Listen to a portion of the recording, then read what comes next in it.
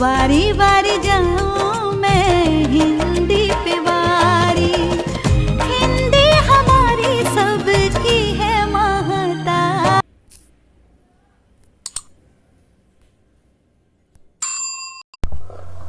बच्चों, हम पढ़ेंगे मौसी पाठ के प्रश्नोत्तर पर। और मौसी पाठ के अंत में जो अभ्यास की गतिविधि है उसमें आपके लिए पहला प्रश्न पूछा गया है एक वाक्य में उत्तर लिखने के लिए। और प्रश्न और उत्तर इस प्रकार है कि माँ के जैसे प्यारी कौन थी, और उत्तर है कि माँ के जैसे प्यारी मौसी थी। दूसरा प्रश्न है मौसी सभी को किस समय में साथ देती थी, और मौसी सभी को सुख दुख के समय में साथ देती थी। तीसरा प्रश्न दोपहर होने पर मौसी कहाँ पहुँच जाती थी, और दोपहर होने पर मौसी स्कूल के फाटक के पास पहुँच जाती थी। मौसी बच्चों को क्या क्या खिलाती थी, और मौसी तो बच्चों को चने, टिकिया और मूंगफली खिलाती थी। प्रश्न 5 मौसी के बिना सारा मोहल्ला कैसा लगता था, और मौसी के बिना तो सारा मोहल्ला सोना सोना लगता था। लड़के भागकर क्या उठा लाए, और उत्तर था कि लड़के भागकर खाट उठा ले आए। 7वां प्रश्न बच्चों ने हेडमास्टर से क्या विनती की, और बच्चों ने तो हेडमास्टर से यह विनती की थी मौसी को स्कूल में काम दिया जाए। और आखिर का प्रश्न है मौसी के जीवन में कैसे दिन लौट आए, उत्तर था कि मौसी के जीवन में खुशी के दिन लौट आए। मुख्य प्रश्न 2-3 वाक्यों में उत्तर लिखने के लिए है। और पहला प्रश्न और उत्तर है मौसी बच्चों को कौन कौन सी कहानियाँ सुनाती थी, और उत्तर है कि मौसी बच्चों को तोता तोती की कहानी, काट के घोड़े की कहानी और वीरोचित कहानियाँ सुनाती थी। दूसरा प्रश्न है बच्चे मौसी को कहाँ कहाँ ढूंढते हैं, और बच्चे तो मौसी को स्कूल के फाटक के पास और पेड़ के नीचे ढूंढते हैं, नीम के पेड़ के नीचे। मकान के अंदर से बच्चों को कैसी आवाज़ें सुनाई दी, और मकान के अंदर से इस प्रकार की ऊंची ऊंची आवाज़ सुनाई दी कि हमने टेका तो नहीं ले रखा है मौसी, 20 दिन से तुम यहाँ हो, अब तुम किसी दूसरे के घर चली जाओ।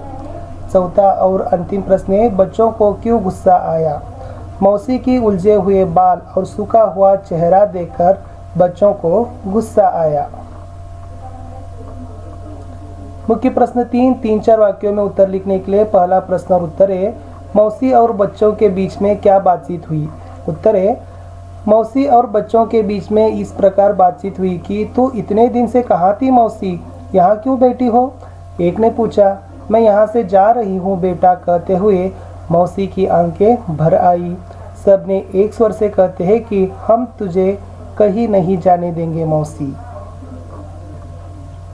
दूसरा प्रश्न है बच्चों ने मिलकर मौसी की सेवा किस प्रकार की, और बच्चे तो मौसी को जबरदस्ती से उठाकर नीम के पेड़ के नीचे लेकर आते हैं।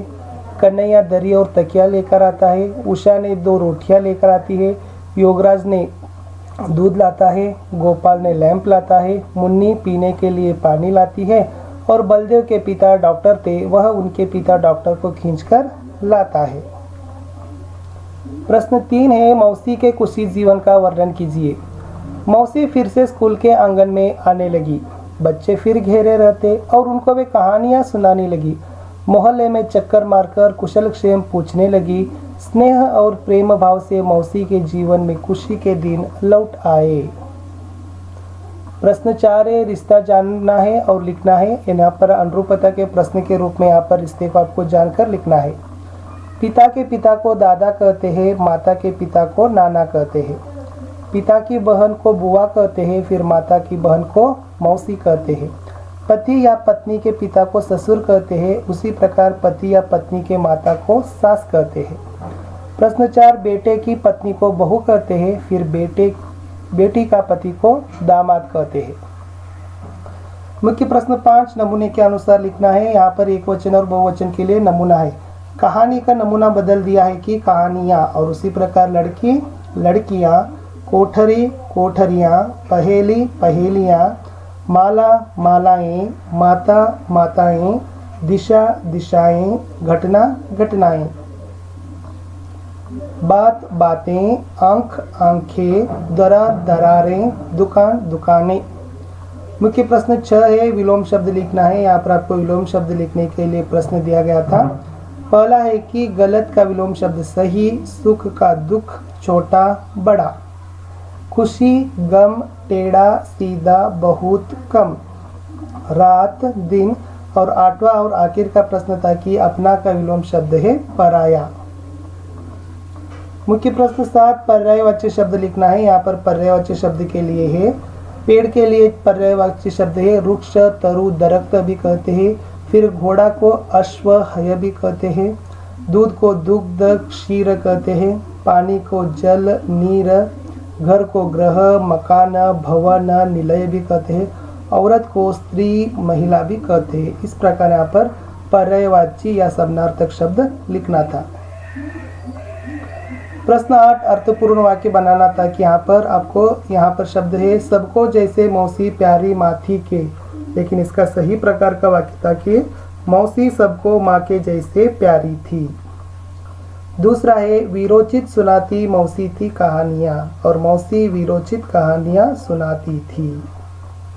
तीसरा प्रश्न है 3 दूसरे मैच हॉकी लौट खेल कर रहे थे। दूसरे दिन बच्चे हॉकी मैच खेलकर लौट रहे थे।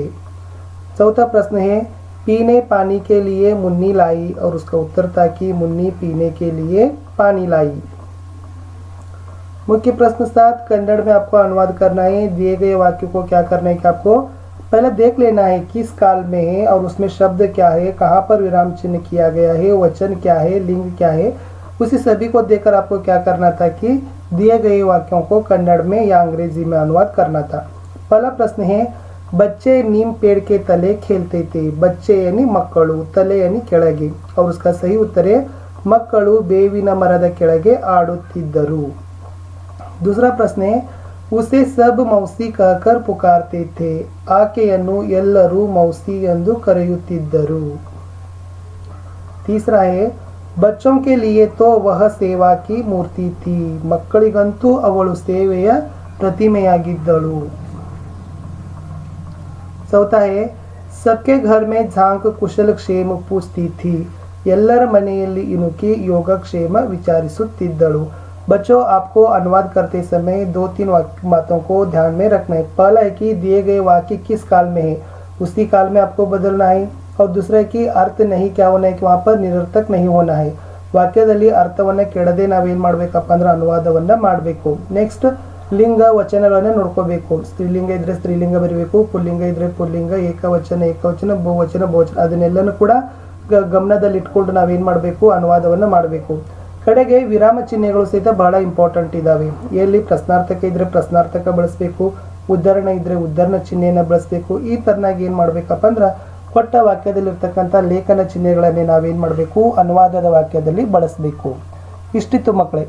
ಸೊ ಇಲ್ಲಿಗೆ ಮೌಸಿ ಪಾಠ ಮುಗೀತು। ಸೊ ನಾನು ಹೇಳಿರ್ತಕ್ಕಂಥ ವಿಷಯ ಮೌಸಿ ಪಾಠದಲ್ಲಿ ವಿಧ, ಆಶಯ, ಶಬ್ದಾರ್ಥ, ಕಥೆಯ ಒಂದು ಸಂಪೂರ್ಣವಾಗಿರ್ತಕ್ಕಂಥ ಸಾರಾಂಶ, ಕಥೆಯ ಕಡೆಯಲ್ಲಿರ್ತಕ್ಕಂಥ ಪ್ರಶ್ನೋತ್ತರಗಳ ಕುರಿತು ನಾನು ನಿಮಗೆ ತುಂಬಾ ವಿವರವಾಗಿ ಕನ್ನಡ ಮತ್ತು ಹಿಂದಿಯಲ್ಲಿ ಹೇಳಲಿಕ್ಕೆ ಪ್ರಯತ್ನವನ್ನು ಮಾಡಿದ್ದೀನಿ। ಪಾಠದ ಸಾರಾಂಶವನ್ನು ಕನ್ನಡದಲ್ಲಿ ಹೇಳಿದ್ದೀನಿ, ಪ್ರಶ್ನೋತ್ತರಗಳೆಲ್ಲ ಹಿಂದಿಯಲ್ಲಿನೇ ಇದ್ದಾವೆ।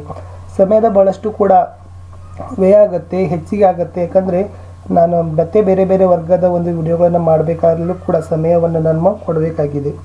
ಸೊ ಇಷ್ಟಿತ್ತು ಈ ಪಾಠ। ನಿಮಗೆ ಇಷ್ಟ ಆದರೆ ದಯಮಾಡಿ ಈ ವಿಡಿಯೋವನ್ನು ತಾವು ಲೈಕ್ ಮಾಡ್ಬೋದು, ಶೇರ್ ಮಾಡ್ಬೋದು, ಅಥವಾ ಹೊಸಬರಾಗಿದ್ದರೆ ಸಬ್ಸ್ಕ್ರೈಬ್ ಜೊತೆಗೆ ಬೆಲ್ ಐಕಾನನ್ನು ಒತ್ತೋದ್ರಿಂದ ಸೊ ಹಾಕಿರ್ತಕ್ಕಂಥ ವಿಡಿಯೋದ ನೋಟಿಫಿಕೇಷನ್ ನಿಮಗೆ ಮೊದಲಿಗೆ ಸಿಗತ್ತೆ। ಸೊ ಇನ್ನೂ ಹೆಚ್ಚು ವಿಡಿಯೋಗಳಿಗಾಗಿ ನನ್ನ ಚಾನಲನ್ನು ಸಬ್ಸ್ಕ್ರೈಬ್ ಮಾಡ್ತೀರಾ ಅಂತ ನಂಬಿದ್ದೀನಿ। ಸಿಗುವ ಮುಂದಿನ ಪಾಠದಲ್ಲಿ।